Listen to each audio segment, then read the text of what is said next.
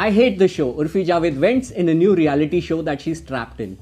If you are worried that social media stars and influencer culture is going to take over OTT primetime programming, don't worry anymore. It's already happened. I am Sudhish Kamath, and this week on FOMO Fix, I'm going to start with how I learned to stop worrying and love the bomb of reality television, the Traitors India on Hype Check. Also on the slate, a heads up on Ajay Devgn's Raid 2 that just dropped on Netflix. Mayor of Kingstown, yet another Taylor Sheridan show that you'll binge like you're out on parole. And the verdict on Panchayat Season 4, a show that's all set to pull the rug from under your feet and politely offer chai after that. Last week I didn't have a TV Gold recommendation. This week I have a great crime series that's streaming on JioStar. No, it's not criminal justice. Watch on and find out.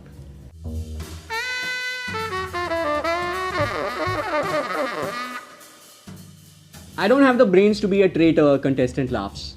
Everyone around her laughs because they agree. Soon it's time for an open mic night. She is so dumb because, and the jokes keep coming. We are entertained because we know what they don't. That she is a traitor. He always said he wanted to go to the finale and dress up. Another contestant mourns the death of her bestie. The death is fake, the tears, real. Cringe is just the excuse, but the pleasure, unreal. To be honest, I was only checking out the show for the cringe art section of this show. But by the time I was done, I had to upgrade it to TV Gold. No, I'm kidding. But it did make the cut for Hype Check. Karan Johar dresses up like Malegaon Ka Mogambo and sets the tone for this bitchy show that rewards betrayal, gaslights trusts, and weaponizes friendships. Traitors India is a game of deception, lies, and manipulation where trusting someone is a liability and being trusted a trap. With a delicious cast of reality TV characters, a mix of content creators, and seasoned chaos agents, the format lets us play God. We know who the traitors are, the contestants don't. Which means we are watching people dig their own graves with every overshare and misplaced trust. The Gen Z gang's got juice. There's Apurva, the rebel kid, there's Purab Jha, the not-so-innocent YouTuber, and foul-mouthed sass queen Sufi Motiwala going toe-to-toe with reality TV drama queen Uorfi, who delivers the most meme-worthy lines of this season.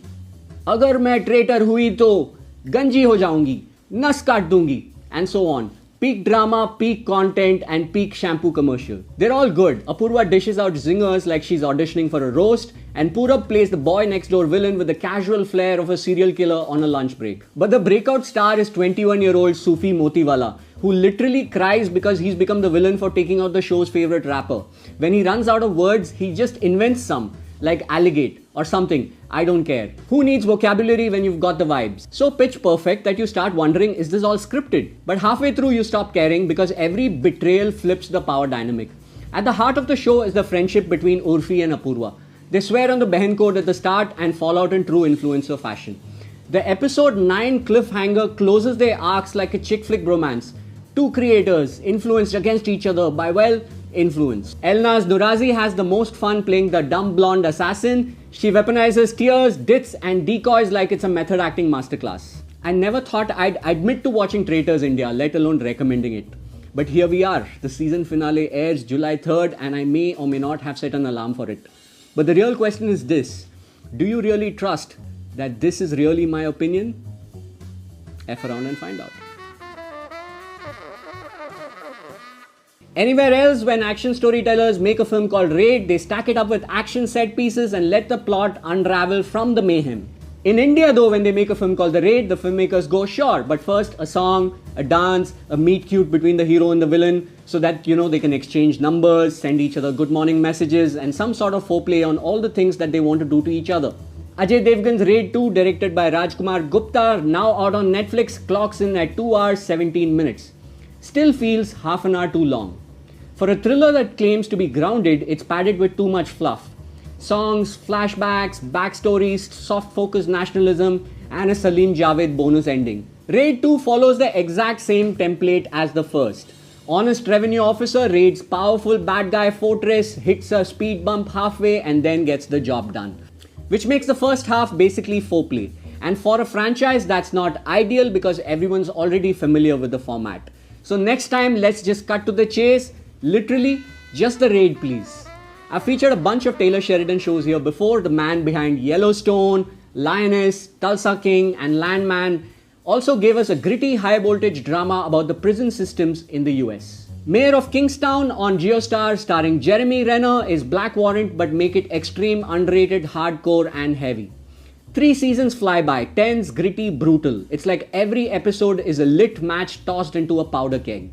Renner plays an ex-criminal turned prison fixer, his brother's a cop, their mother's the reformer with the spine of steel. And the show's set in a town with 20,000 criminals. That's not metaphor, that's just plot. Season 4 lands later this year and trust me, you want to catch up before that bang. Panchayat dropped its 4th season on Prime Video and pulled off an anticlimax. A lot of people are upset and I'm not one of them because I think they were always headed in that direction. Across 4 seasons, we were made to believe that the system's functional, that maybe it's not all broken, that maybe the people in power aren't the bad guys. But what if Panchayat was always a Trojan horse? A quiet revolution where the language and grammar of protest is not anger or hate, but love and empathy. And this is the season when the curtain pulls back, when the idealist hero gets a reality check, when the real villains aren't outsiders, but the ones he trusted all along, the insiders. So yes, watch on, celebrate Fulera's thriving democracy and prepare for change, the only thing that's constant in politics. Finally, this week's TV Gold recommendation is Kerala Crime Files from Bahul Ramesh, the writer of Kishkinda Kandam, and it's even better than the first one. While Season 1 hunted for the killer who checked into a lodge with a fake address, Season 2 is the hunt for a missing policeman. It's tight, precise, full of micro detail and mini stories. No dull moments, no filler. Directed by Ahmed Kabir, the show doesn't follow a typical whodunit format. The killer literally could be anyone in the state. The clues are minimal, but the satisfaction maximal. It's Patalok light, but maybe shines a tad bright than Jaideep Alawat's show. That's all I have for you this week on FOMO Fix. You go catch Traitors. We are going to be discussing it next week. I am Sudhish Kamath for The Hindu, the only person you can trust to never bluff.